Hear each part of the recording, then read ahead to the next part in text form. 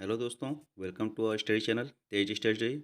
और आज हम लेखपाल प्रैक्टिस सेट के सेट नंबर 7 को सॉल्व करेंगे। तो चलिए शुरू करते हैं। बट शुरू करने से पहले चैनल को सब्सक्राइब जरूर कर दें और बेल आइकन को भी प्रेस कर दें, जिससे आपको अगली नोटिफिकेशन मिलती रहे। तो चलिए शुरू करते हैं।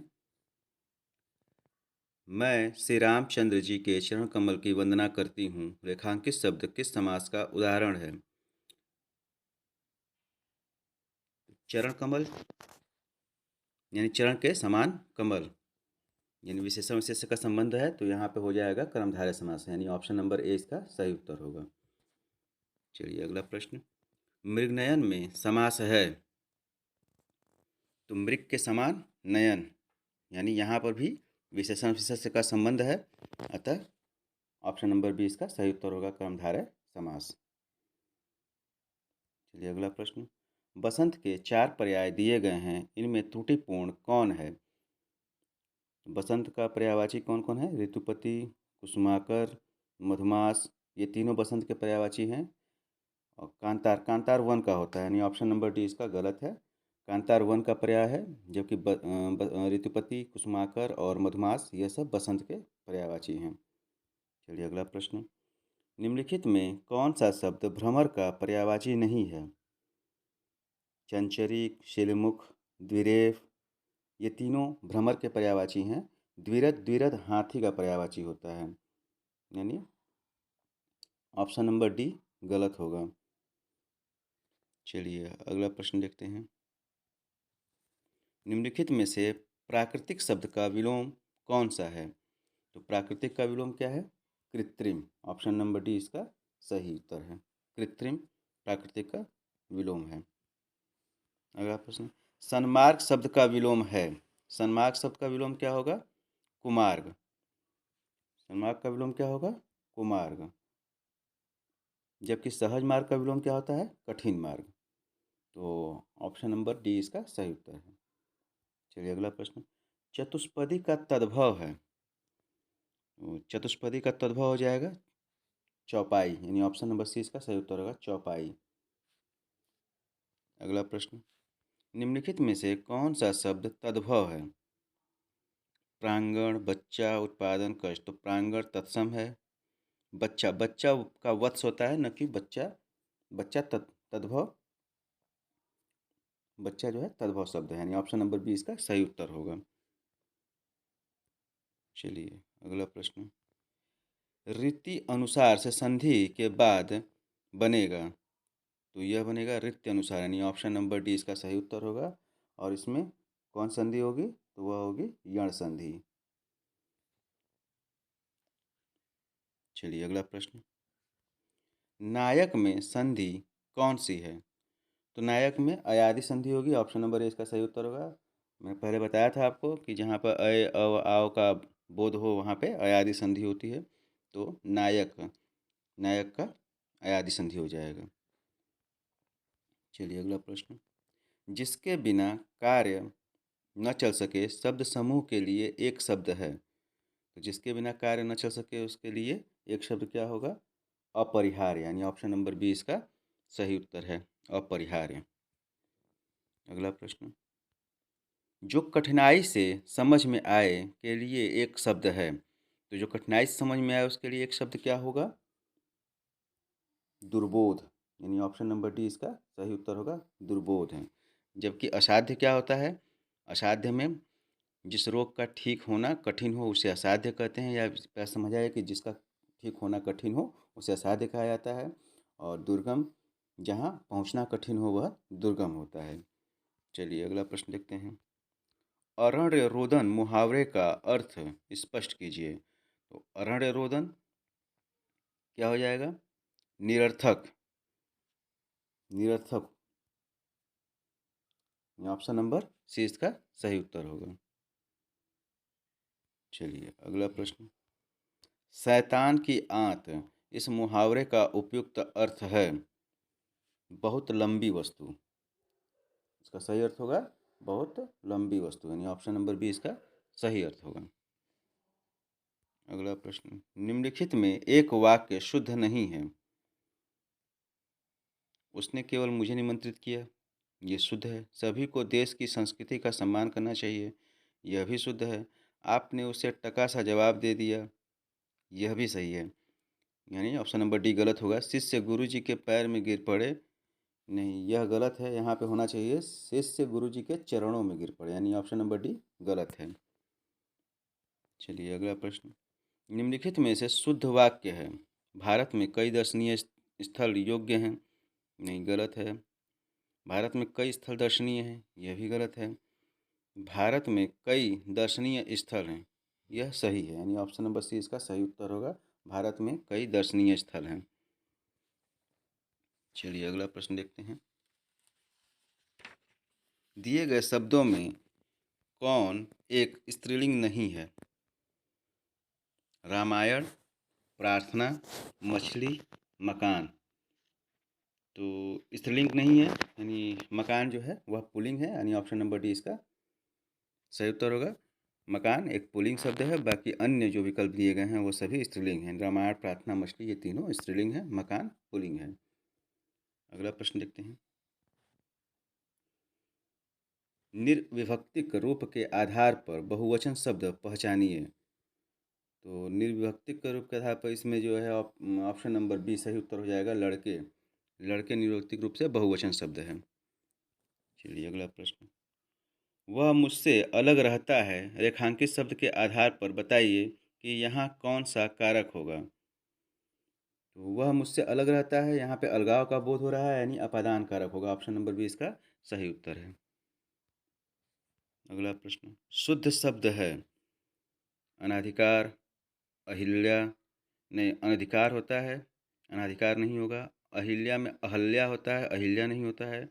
और अंतर्ध्यान या अंतर्धान होता है, यानी इसका शुद्ध जो शब्द है वह ऑप्शन नंबर डी उपर्युक्त होगा, यानी ऑप्शन नंबर डी इसका शुद्ध शब्द है। चलिए अगला प्रश्न, अशुद्ध शब्द है अनसुया, ऐनक, संकट, संशय। तो इसमें अशुद्ध शब्द क्या है? संकट। संकट अशुद्ध है, बाकी अन्य तीनों विकल्प सही हैं। अगला प्रश्न है, पंच शब्द का अनिकार्थी शब्द नहीं है। पाँच, ग्राम सरपंच, निर्णय करने वाला, पंचानन। तो ये तीनों विकल्प जो है पंच शब्द के अनिकार्थी शब्द हैं, जबकि पंचानन यह अनिकार्थी शब्द नहीं है, यानी इसका सही उत्तर होगा ऑप्शन नंबर डी पंचानन। चलिए अगला प्रश्न देखते हैं। गद्यांश दिया गया है, निर्देश दिए गए निम्नलिखित गद्यांश के आधार पर प्रश्नों के उत्तर दीजिए। चलिए मैं इस गद्यांश को पढ़ देता हूँ। शिक्षा मनुष्य को मस्तिष्क और शरीर का उचित तालमेल करना सिखाती है। वह शिक्षा जो मानव को पाठ्य पुस्तकों के ज्ञान के अतिरिक्त कुछ गंभीर चिंतन न दे। यदि हमारी शिक्षा सुसंस्कृत, सभ्य, सच्चरित्र एवं अच्छे नागरिक नहीं बना सकती तो उससे क्या लाभ। सहृदय, सच्चा परंतु अनपढ़ मजदूर उस स्नातक से कहीं अच्छा है जो निर्दय और चरित्रहीन है। संसार के सभी वैभव और सुख साधन भी मनुष्य को तब तक सुखी नहीं बना सकते जब तक कि मनुष्य को आत्मिक ज्ञान न हो। हमारे कुछ अधिकार और कर्तव्य भी हैं। शिक्षित व्यक्ति को कर्तव्यों का उतना ही ध्यान रखना चाहिए जितना कि अधिकारों का। यही इसके द्वारा जो प्रश्न दिए गए हैं उसे हम देख लेते हैं।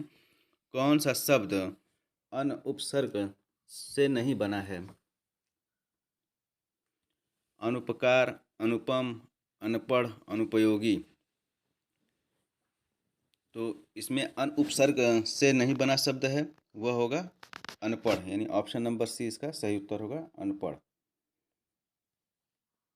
चलिए अगला प्रश्न, मनुष्य तभी सुखी कहा जा सकता है जब उसे आत्मिक ज्ञान हो, वह शिक्षित हो, उसके पास सुख के साधन हो, उसे उत्तरदायित्व निभाना आता हो।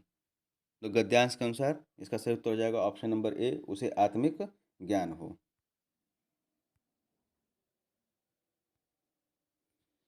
चलिए अगला प्रश्न, सुख साधन का विग्रह और समास है। तो सुख साधन का विग्रह और समास क्या हो जाएगा? सुख साधन का विग्रह अगर देखेंगे तो सुखों के साधन इसका विग्रह हो जाएगा और इसमें समास तत्पुरुष समास हो जाएगा। तो ऑप्शन नंबर सी इसका सही उत्तर है। अगला प्रश्न, महाजनी प्रथा का सर्वप्रथम उल्लेख निम्नलिखित में से किस प्राचीन ग्रंथ में हुआ है? तो वह शतपथ ब्राह्मण में हुआ है और यह किस ग्रंथ का है? तो इससे शुक्ल यजुर्वेद का ब्राह्मण ग्रंथ है यह शतपथ ब्राह्मण। तो इसका सही उत्तर होगा option number A, Shatapatha Brahmana में महाजनी प्रथा का उल्लेख किया गया है। अगला प्रश्न, कन्नौज से पूर्व हर्षवर्धन कहाँ का शासक था? तो कन्नौज से पूर्व हर्षवर्धन थानेश्वर का शासक था, यानी ऑप्शन नंबर डी इसका सही उत्तर होगा। और 606 ईस्वी में थानेश्वर वहाँ का शासक बना था और वहाँ का शासक बनने के बाद हर्षवर्धन ने कन्नौज को अपनी राजधानी बनाई थी। चलिए अगला प्रश्न, भारत में पहली रेलगाड़ी किस वर्ष में और किन दो स्थानों के बीच चलाई गई थी? तो भारत में पहली रेलगाड़ी 1853 में बम्बई से थाने के बीच चलाई गई थी, यानी ऑप्शन नंबर सी इसका सही उत्तर होगा। अगला प्रश्न, अवध के निम्नलिखित में से किस नवाब ने लखनऊ में बड़ा इमामबाड़ा बनवाया था? तो किसने बनवाया था? असफद असफ उद्दौला ने, यानी ऑप्शन नंबर ए इसका सही उत्तर है। और यह क्यों बनाया गया था? तो अकाल के समय में भंडारण के लिए इस भवन का निर्माण करवाया गया था। तो इसका सही उत्तर है ऑप्शन नंबर ए, असफउद्दौला। अगला प्रश्न, रामायण में मांडवी किसकी पत्नी थी? तो रामायण में मांडवी जो हैं वह भरत की पत्नी थी, यानी ऑप्शन नंबर ए इसका सही उत्तर होगा। भरत की पत्नी मांडवी थी। और सुग्रीव की पत्नी कौन थी? तो सुग्रीव की पत्नी रूमा थी, यानी ऑप्शन नंबर ए भरत। चलिए अगला प्रश्न देखते हैं, सिपकिला दर्रा हिमालय की किस घाटी में स्थित है? तो सिपकिला दर्रा हिमालय किस घाटी में स्थित है? यह सतलज की घाटी में स्थित, सतलज घाटी में, और यह हिमाचल प्रदेश में है, यानी ऑप्शन नंबर डी इसका सही उत्तर होगा। अगला प्रश्न है, सूची 1 की सूची 2 से मिलान करना है। तो पुलिकट झील कहाँ पे है? पुलिकट झील आपका पड़ता है तमिलनाडु में। पुलिकट झील तमिलनाडु में। चिल्का झील उड़ीसा में। उलर झील यह है आपके कश्मीर में। और सांभर झील राजस्थान में। अगला प्रश्न, भारत का सबसे दक्षिणी छोर कौन सा है? तो भारत का सबसे दक्षिणी छोर कौन सा है? वह होगा इंदिरा पॉइंट। जबकि उत्तरी छोर है इंदिरा कोल, पूर्वी छोर किबुथु, और पश्चिमी छोर गौहरमोता या फिर गौरमोता कहते हैं उसे। तो दक्षिणी छोर का सही उत्तर होगा option number D, Indira point. चलिए अगला प्रश्न, भारत का रूर किस नदी बेसिन को कहा जाता है? तो भारत का रूर दामोदर नदी बेसिन को कहा जाता है। और क्यों कहा जाता है? तो सर्वाधिक प्रदूषण के कारण जो है दामोदर नदी को भारत का रूर कहा जाता है। अगला प्रश्न, निम्नलिखित में कौन सा दुनिया में सबसे ज़्यादा ऊंचाई वाला झरना है? तो वह है एंजिल झरना, यानी ऑप्शन नंबर डी इसका सही उत्तर होगा। और यह कहाँ पे स्थित है? तो यह वेनेजुएला में स्थित है। अगला प्रश्न, निम्नलिखित में से किसने पहले 1935 में संविधान सभा का सुझाव प्रस्तावित किया था? तो सबसे पहले किसने किया था? ये एम.एन. राय थे। ऑप्शन नंबर डी इसका सही उत्तर होगा। इन्होंने संविधान सभा का सुझाव प्रस्तावित किया था। चलिए अगला प्रश्न, निम्नलिखित में कौन सा कारक नहीं है जो भारतीय संविधान के निर्माण में योगदान देता है? तो औद्योगिक क्रांति, ब्रिटेन में संसदीय लोकतंत्र, रूस में समाजवादी क्रांति, अमेरिका में अधिकारों का विधेयक। तो यह औद्योगिक क्रांति जो है इसमें योगदान नहीं करता है, बाकी अन्य तीनों विकल्प जो है इससे संबंधित हैं। चलिए अगला प्रश्न, भारत में पंचायती राज की त्रिस्तरीय व्यवस्था का अनुमोदन किस समिति के द्वारा किया गया था? तो 1957 में गठित बलवंत राय मेहता समिति ने त्रिस्तरीय व्यवस्था की जो है अनुमोदन किया था। और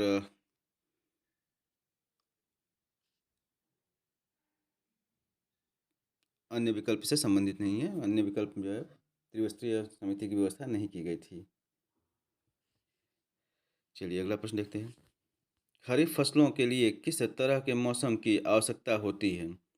तो गर्म और नम मौसम की आवश्यकता रहती है, ये ऑप्शन नंबर ए इसका सही उत्तर होगा। चलिए अगला प्रश्न, विश्वविद्यालय अनुदान आयोग का गठन किसकी सिफारिश पर किया गया था? तो विश्वविद्यालय अनुदान आयोग यानी यूजीसी का गठन जो है वह डॉक्टर सर्वपल्ली राधाकृष्णन आयोग के सिफारिश पर किया गया था, यानी ऑप्शन नंबर बी इसका सही उत्तर है।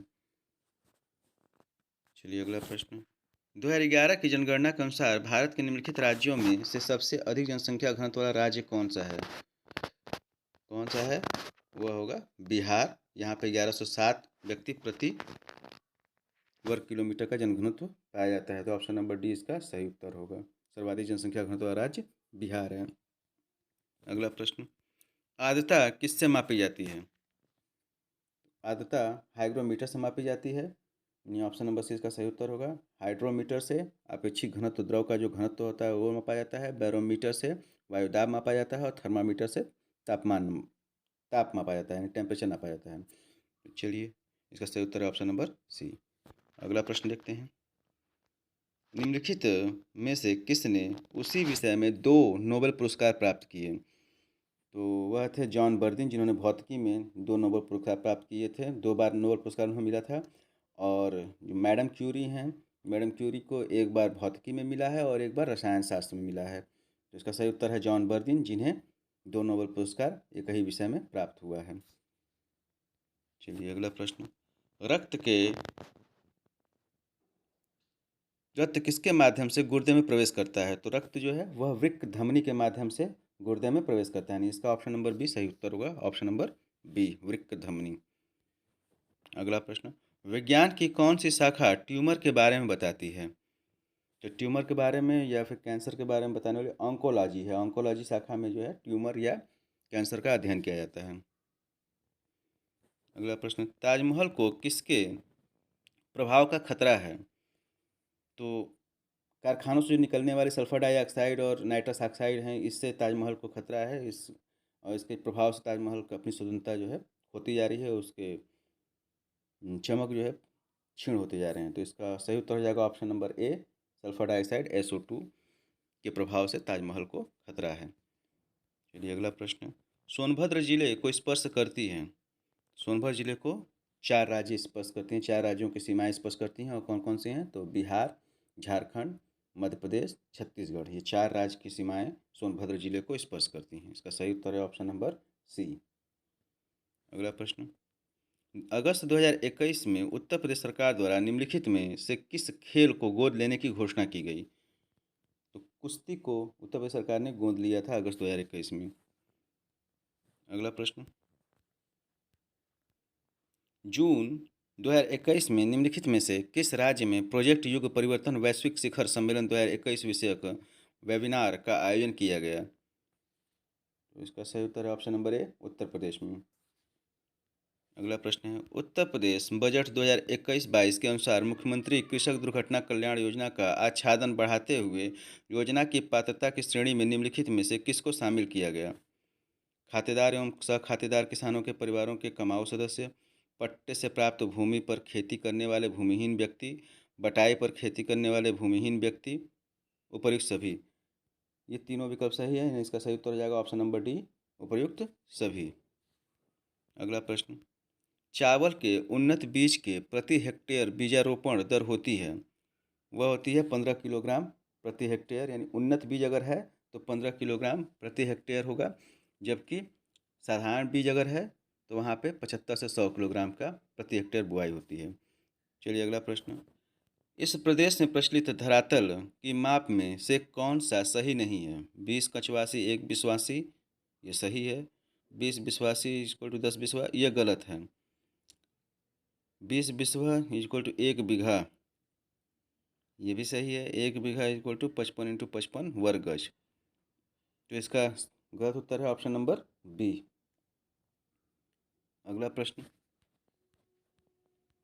आंवले का सर्वाधिक उत्पादन कहाँ होता है? तो आंवले का सर्वाधिक उत्पादन प्रतापगढ़ में होता है। यानी ऑप्शन नंबर डी इसका सही उत्तर होगा। Option number D, Pratapgarh. अधिया और बटाई शब्दों का प्रयोग किस अभिप्राय से किया जाता है? ग्रामीण ऋण नहीं, अधिया में ग्रामीण ऋण नहीं होता है। फसल की साझेदारी ये होता है। कृषि कार्य ठेका यह भी होता है। यानी ऑप्शन नंबर बी और सी इसका जो है सही उत्तर है। अगला प्रश्न, भारत के पशु कल्याण बोर्ड का मुख्य कार्यालय कहाँ है? तो भारत के पशु कल्याण बोर्ड का मुख्य कार्यालय बल्लभगढ़ में है। वर्तमान में बल्लभगढ़ में, इससे पहले चेन्नई में था, लेकिन 2018 में इसका स्थान परिवर्तित कर दिया गया और यह जो है हरियाणा के बल्लभगढ़ में स्थापित कर दिया गया है। पशु कल्याण बोर्ड, बल्लभगढ़। अगला प्रश्न, उत्तर प्रदेश में 75 जिलों सहित कितने प्रमुख मंडल हैं? तो उत्तर प्रदेश में 18 प्रमुख मंडल हैं, यानी 18। ऑप्शन नंबर सी इसका सही उत्तर होगा। अगला प्रश्न, किस मंडल को विश्व के उत्कृष्टकालीन उद्योगों का केंद्र माना जाता है? तो वह है मिर्ज़ापुर मंडल, यानी ऑप्शन नंबर सी इसका सही उत्तर है, मिर्ज़ापुर मंडल। अगला प्रश्न, उत्तर मध्य रेलवे का मुख्यालय कहाँ स्थित है? तो उत्तर मध्य रेलवे का मुख्यालय कहाँ स्थित है? वह है इलाहाबाद, प्रयागराज में उत्तर मध्य रेलवे का मुख्यालय स्थित है। अगला प्रश्न, मध्याह्न भोजन कार्यक्रम के अंतर्गत विद्यालय स्तर पर बच्चों के न्यून भार की प्रतिशतता का आकलन किस आवृत्ति पर किया जाना चाहिए? तो इसका सही उत्तर होगा ऑप्शन नंबर ए, अर्धवार्षिक, अर्धवार्षिक पर किया जाना चाहिए। अगला प्रश्न, खरीफ ऋतु की फसलें हैं, तो खरीफ ऋतु की फसलें कौन कौन सी हैं? वह है ज्वार, बाजरा, ढैंचा, यानी ऑप्शन नंबर बी इसका सही उत्तर है। खरीफ ऋतु की फसलें हैं ज्वार, बाजरा, ढैंचा। अगला प्रश्न, पंचायतों के लिए कराए जाने वाले सभी निर्वाचनों के संचालन का अधीक्षण, निर्देशन और नियंत्रण निहित होता है, तो वह किसमें निहित होता है? राज्य निर्वाचन आयोग में, यानी ऑप्शन नंबर डी इसका सही उत्तर होगा। और पंचायतों के निर्वाचन से संबंधित किस अनुच्छेद में उल्लेख किया गया है? तो 243 के में पंचायतों के निर्वाचन से संबंधित उल्लेख किया गया है। अगला प्रश्न, खंड और जिला पंचायतों की सीमा में परिवर्तन की अधिसूचना कौन जारी करता है? तो वह कौन करता है? वह है राज्यपाल, यानी ऑप्शन नंबर ए इसका सही उत्तर होगा। अगला प्रश्न, पंचायत निर्वाचन हेतु राज्य निर्वाचन आयुक्त नियुक्त किया जाएगा, तो राज्य निर्वाचन आयुक्त किसके द्वारा नियुक्त किया जाएगा? ऑप्शन नंबर सी इसका सही उत्तर होगा, राज्य के राज्यपाल द्वारा राज्य निर्वाचन आयुक्त नियुक्त किया जाएगा। चलिए अगला प्रश्न,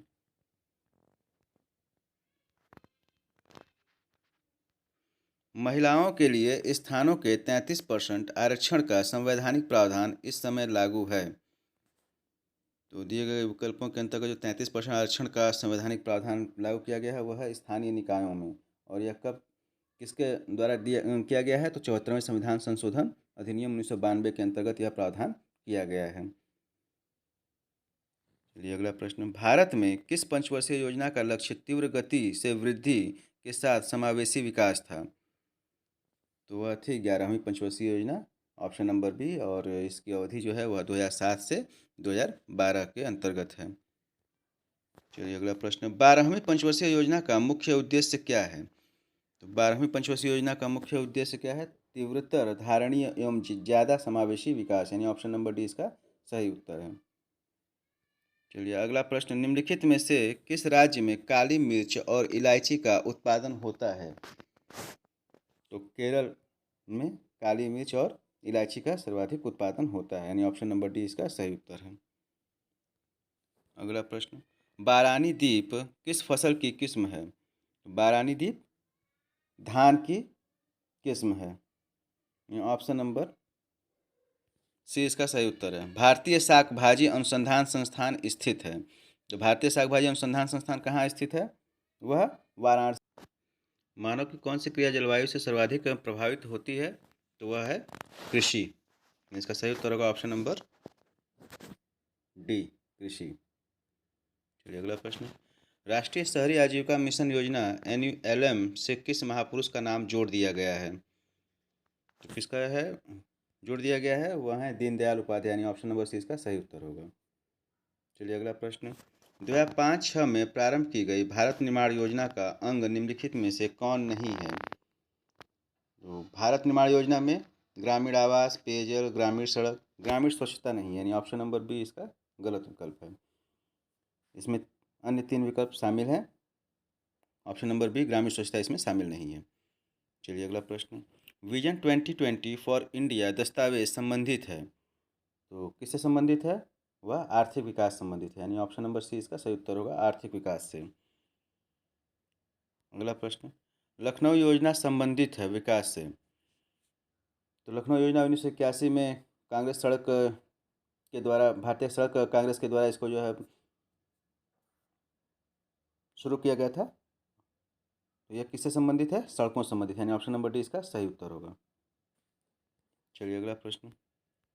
उत्तर प्रदेश सरकार द्वारा शुरू किया गया दस्तक अभियान निम्न में से किससे संबंधित है? तो उत्तर प्रदेश सरकार द्वारा दस्तक अभियान किससे शुरू किया था? तो ये 38 जिलों में जापानी इंसेफ्लाइटिस के उन्मूलन हेतु इसका जो है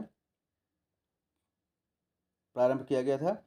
तो जापानी इंसेफ्लाइटिस के उन्मूलन हेतु दस्तक अभियान प्रारंभ किया गया था और यह 38 जिलों में